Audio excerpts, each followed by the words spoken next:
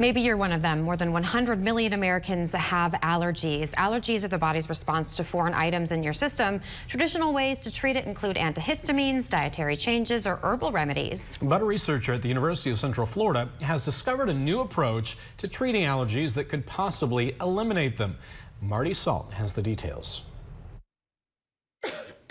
Coughing, sneezing, difficulty breathing are all signs and symptoms of allergies. We are exposed to allergens. We mount a specific kind of immune response. It's called a type 2 response. Professor Tigno Aranjuez and her team at the University of Central Florida are looking into redefining allergy treatment with a technique called LRC triceps, which identifies a cell receptor for common allergens.